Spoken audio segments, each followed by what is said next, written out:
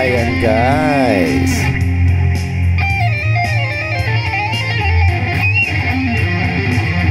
Idol po natin si Steve Vai, pero idol din po natin si Terry Crews. Ayan, hindi ko actually alam kung paano ko nagawa to, pero ayan na video po natin. Gamit po ang pinakamurang PRS SE CE24 Satin Standard Charcoal, not Chartered. Hi guys, more melody play along. Kasi po ay wala na namang pasok, pero papasok po tayo. Kasi ganun din eh, gagawin mo rin yung trabaho mo eh. So gawin na lang natin ng mas maaga.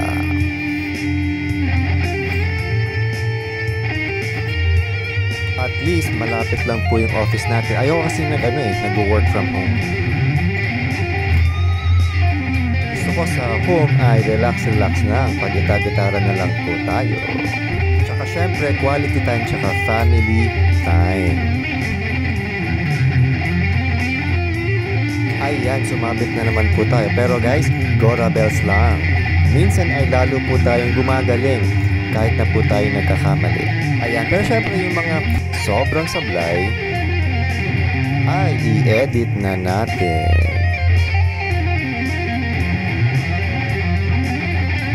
Yan for me malaking bagay yung nagme-melody playing. Mas okay po to, mas hindi boring compared sa metronome playing. For me lang kasi feeling ko sa katulad nating hindi masyado magaling yung tenga ay nahasa po siya na i-improve ng kahit papaano. Ay nalalagyan po natin ng istorya yung ginagawa po natin mga solo at mga improvs.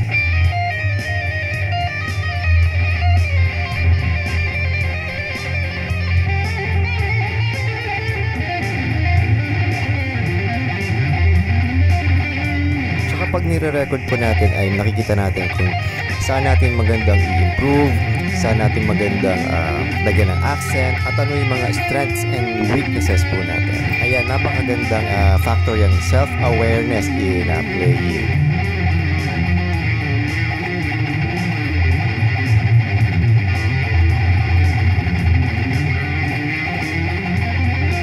Ayan, example po, ika nga ni Idol Steve Vai ay concentrate po tayo sa mga strengths po natin, and then syempre improve din natin yung mga weaknesses natin. Ang napansin ko ay medyo hiyang po tayo sa shred sa baba, lalo na po kapag nakapa-mute, kaya ini-improve po natin yung nasa taas, and then usually nilalagyan po natin ng shred sa baba. Although tinatry ko pang i-perfect yung mga endings ko, tinatry ko siyang lagyan ng mas melodic na endings na medyo minor para medyo dark. Tsaka syempre, mid-string accents sa PRS, napakasarap po, napakadali. Dahil sa tremolo niya, napakaganda. Nakaka-addict po talaga ang ganda ng tremolo ng kahit itong entry-level na PRS. Nung una po, pangarap pa natin yung mga fixed bridge na PRS. McCarthy ba yun? Tsaka yung mga holocomb na fixed bridge. Pero dahil po nakapag-try po tayo finally ng PRS tremolo, ayan. So hindi naman po tayo naghahanap ng isa pang PRS. Sobrang okay na po tayo sa isa. Ayan, sobrang okay na po nito. Pero parang ang sarap lang tumingin-tingin sa Facebook Marketplace na mga kahit second hand na PRS na syempre yung merong signature trem. Lang para mga little happiness of the day. Yan, importante yun guys, yung mga little happiness natin, yun yung bubuo ng mga araw natin, magpapasaya, magpapaganda kasi Kasi yung mga araw-araw po natin, yun po yung magpapaganda ng mga linggo-linggo natin, yun din po yung magpapaganda ng mga buwan-buwan natin, and then eventually maganda po yung takbo ng buong taon. Ito po ay sinishare ko rin mga natutunan natin sa leadership training seminars natin. Okay din naman yung may mga big happiness po kayo, mga goals or milestones, okay din po yan, sobra. Pero syempre dahil malalaki po sila, mas mahirap po silang ma-attain. Yan.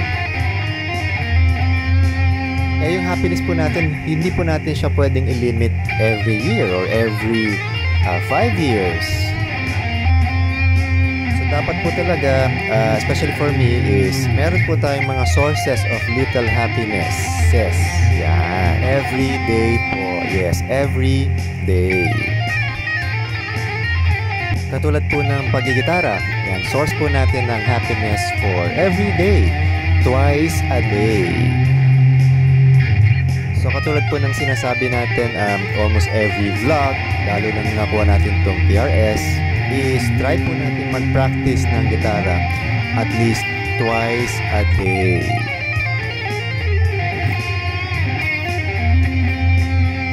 Kaya sorry naman po, early na paulit-ulit po talaga itong sinasabi natin, paulit-ulit po din po yung pagigitara kasi ganun po talaga yung practice, ganun po talaga yung trabaho. Although di po natin siya trabaho, paulit-ulit po siya para ma-perfect po natin siya.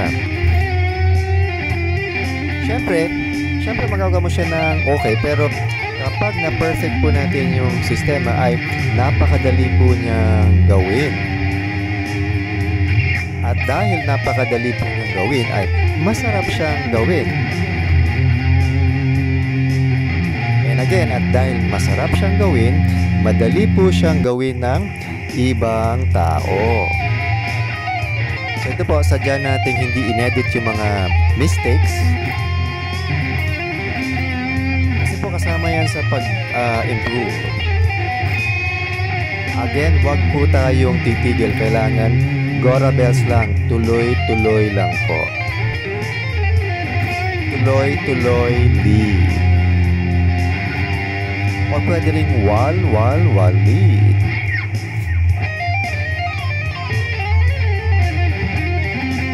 Wal-walid mo na kapag merong time or may chance. Yan, pero ito po, wala po talagang sinadya po natin para mas ma-improve ko yung legato. Ayan, kasi pinapractice ko po yung from 12th fret pababa ng 1 yung legato po natin. Hindi pa siya ganun kabilis, hindi ko pa masyado type, pero at least nag-start na po tayo na hulihin yung melodies para sa atin. Na comfortable po tayong i-play along.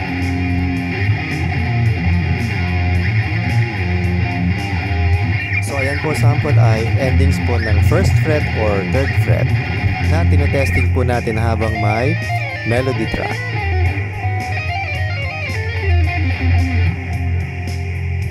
Ayan, so tinetesting din po natin yung mga pause, yung mga stop na at will. Yan, you have to stop at will po. Hindi ka po dapat nag-stop dahil hindi ka po nagandahan sa tunog o nagkamali ka.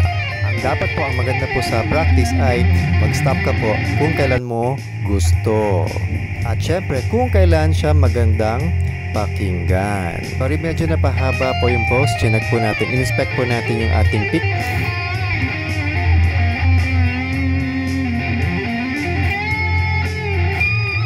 Kasama rin po ito sa i-improve po natin. Yes. Syempre, favorite natin right now si JS. Si Satriani na signature na pick.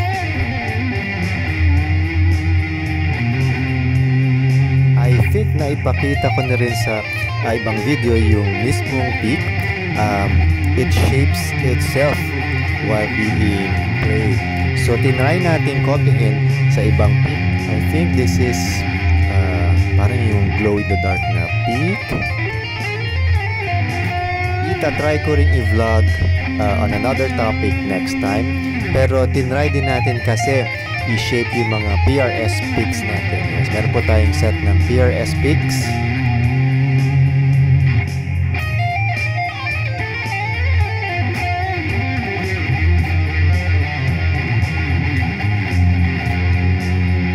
binili sa favorite nating guitar pusher. Ito po yung picks natin for friends. Medyo makapal po siya. I think this is yung thickest natin ever.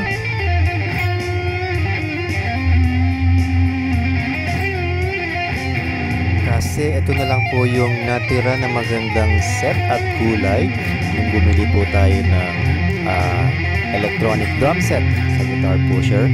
Tsaka sa experience po natin, okay din naman yung, actually may vlog na ako din yung film na pick. Favorite natin yan before, ala Paul Gilbert.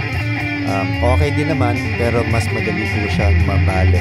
So gumagamit po tayo ng makapal na pick dahil sa initially sa tunog. Although, medyo nagugustuhan ko na rin yung ano niya, yung attack niya. Medyo sobra yung dulas.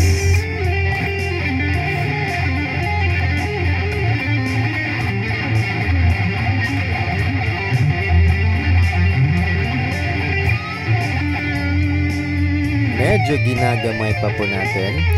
Pero at least never pa tayong nakasira ng makapal na pick. So, mas matipid siya in the long run.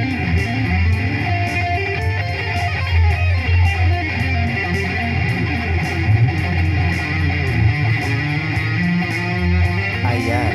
Medyo sublime note finding din po habang nagme-melody playing na improv.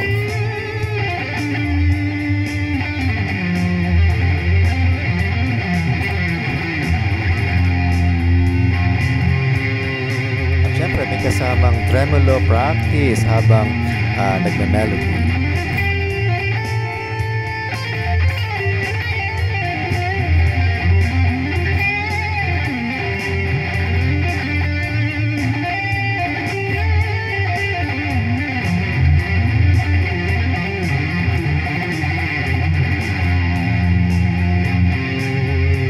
Okay din naman i-tremolo sa baba. Kaya lang, mas maganda na mas smooth yung pag-tremolo, hindi masyado nanginginig.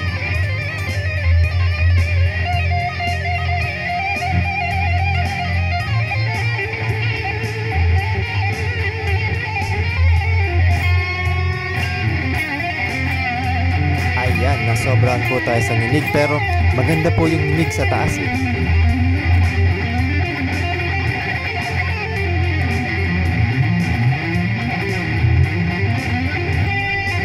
In a way, medyo auto-rest po talaga yung yung tremolo. Yun po yung isa sa mga factors din bakit gustong-gusto ko mag-tremolo. Yun po yung pinakapahinga natin sa pag-shred.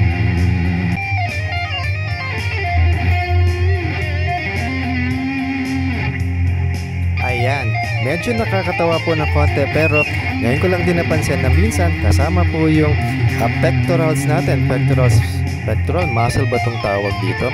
Sa chest. Minsan tumutulong siya sa pag-gitara, sa pag-shred.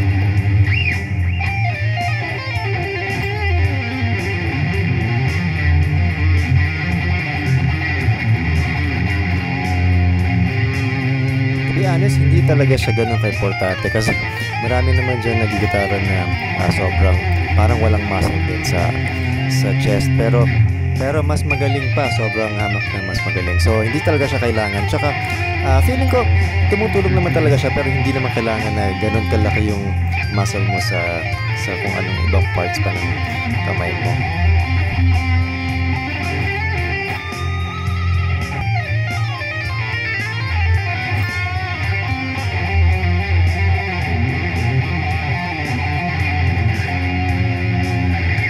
Ayan, sorry, mahaba po talaga tong video na to.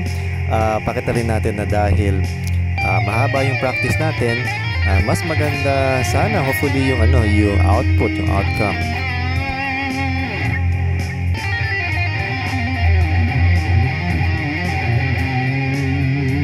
Tsaka I think nasabi ko na rin before is ito talaga yung mga boring parts nito nga na practice ng work, yung po yung galing po sa atin, I think.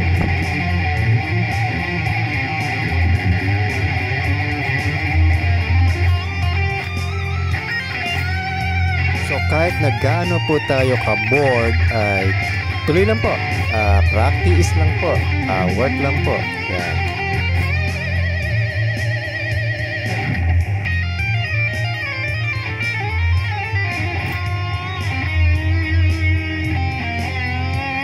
Ayan, puro ganyan po yung mga ending kasi 10,000 hours daw.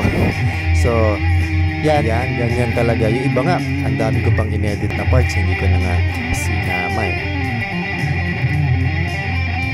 Kahit na ako na mismo ay bored na rin.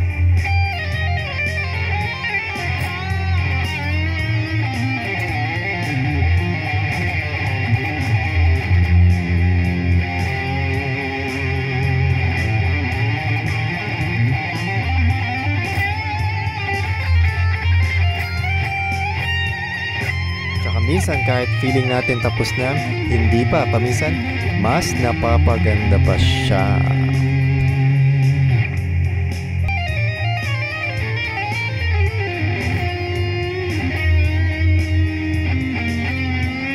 Ayan. Noon po kasi ang favorite nating start is position 3. Ngayon po, position 4 na. Hindi ganun tayo ka-komportable pa dito kasi medyo malayo nga yung start. Even for me na medyo hindi na ganun kalit yung fingers natin, yung hand natin. So far, ito yung favorite na start natin for siguro this month.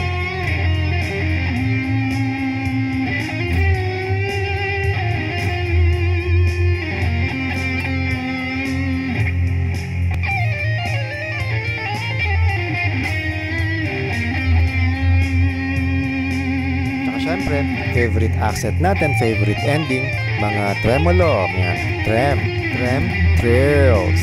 Pasensya na, ito medyo ramdam ko na rin, parang pagod na rin yung fingers natin, bumabagal na siya ng minute, feeling ko hindi na perfect yung timing.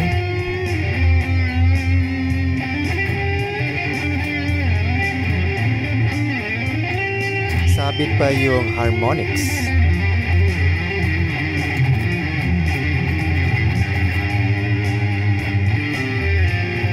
Again, Agora Bells lang. Yan, meron tayong mga na-hit na parang magandang notes. Siguro pag binalikan natin siya, maganda na ulitin natin itong notes na to or gamitin natin for melody or for a short part of a song segment.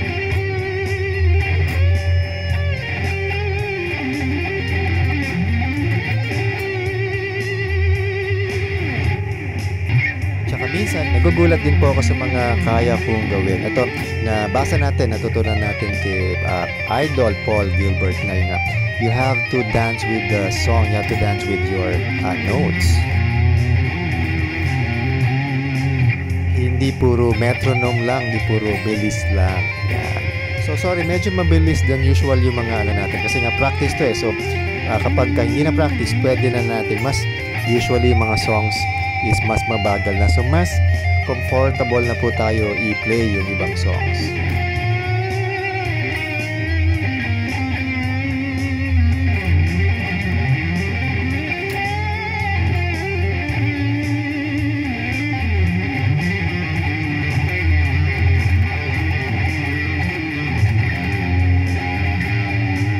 So, yun po isa sa mga theory na sinusundan ko. Ayan. Practice ka po na mabilis, practice tayo na mabilis. Tapos kapag actual songs na, yan, usually mas mabagal po siya. So, mas comfortable na po tayo siyang i-play.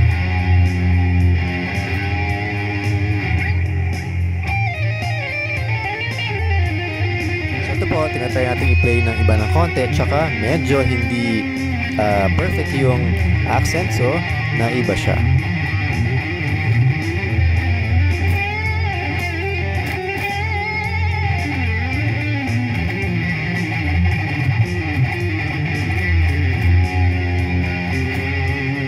After ng gazillion times of practice, medyo na iba ng konti yung ending. Usually sa F yung ending, naging C po yung ending. Okay, mali yata ako kasi kung C siya ay Do, Re, Mi. So ano siya? Mi ng minor for an A sharp scale.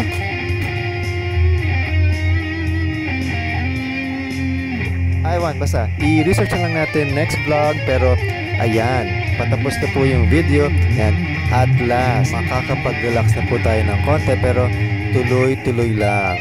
Practice lang guys. At teka, mali yung basa ko, may 1 minute pa pala. Ayan, mukhang pagod na po tayo rito.